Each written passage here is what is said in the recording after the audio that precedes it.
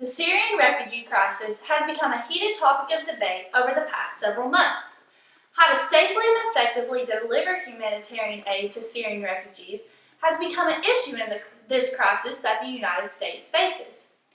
BBC News on March 20th, 2016 describes the Syrian conflict leading to the Syrian refugee crisis that started March 2011 in Dara when pro-democracy protesters demonstrated when teens were arrested and tortured for writing slogans on school walls. Security fired and killed many of them. Many more protesters began to join and protest against Bashar al-Assad's regime. This caused a nationwide unrest and escalated to a civil war. This battle was not only now against Assad's government for cities, but a battle against Assad's Shia sect and opposing Sunnis. This began to draw in regional and world powers and the jihadi group ISIS. The United Nations began obtaining evidence against all parties committing war crimes of rape, murder, and torture. Syrians began being deprived of food, water, and health services as a method of war. People then began to die by the thousands. ISIS began waging war of terror by performing executions, amputations, and massacring rival jihadi religious groups and Americans. By 2014, ISIS was stronger than ever and had recruited fighters and were now involved in fighting Syrian government, rival jihadis, rebel groups, and Kurdish forces. This causes concern for the United States. In 2014, they began performing airstrikes against ISIS in Syria. A year later, Russia and Iran stepped in to fight ISIS and help Assad. What began as an Arab Spring uprising is now a proxy war, meaning the powers use a third party as a substitute for fighting each other, or countries supply weapons and resources in conflicts that they are not involved in.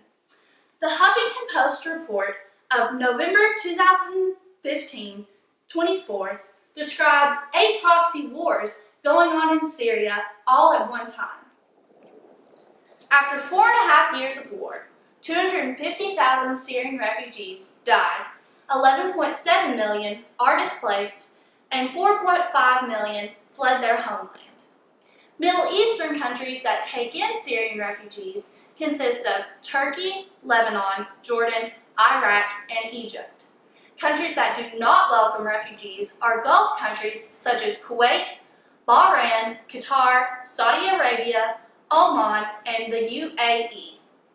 The United States has become involved in this issue of how to provide humanitarian aid to these refugees. One solution is that President Obama has allocated 10,000 slots for Syrian refugees in 2016. DefenseOne.com in November 23, 2015, released a statement from President Obama saying that he believes that it's our moral obligation to accept the refugees and that slamming in the door of refugees would betray our deepest values. He says that we are not going to do this and that this is not who we are. He says that as a leader of the free world, the U.S. needs to step up and do their part that we have been fitted for, and that the Syrian refugees have helped our country in the past and that they play a part in our country. On the other hand, some Republican governors, congressmen, and others want to bar the Syrian refugees at this time. They think that vetting is not sufficient enough.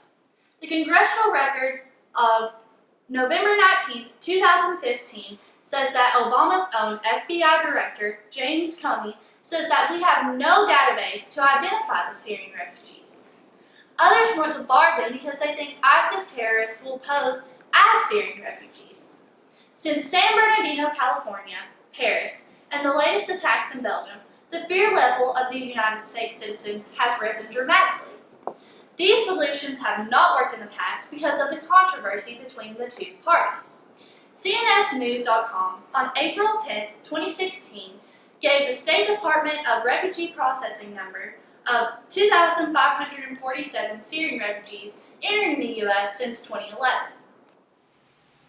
My solution proposal is that I would propose that the U.S. give the money that is allocated for the 10,000 Syrian refugee resettlement in the United States be given to the United Nations High Council for Refugees to pay for the Syrian refugee resettlement in countries in the Middle East closer to their home and their culture.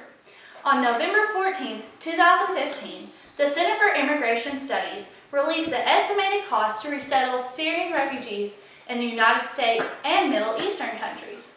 The United States cost was $64,370 for 5 years, but only $5,285 in Middle Eastern countries for 5 years. This ratio is 1 to 12.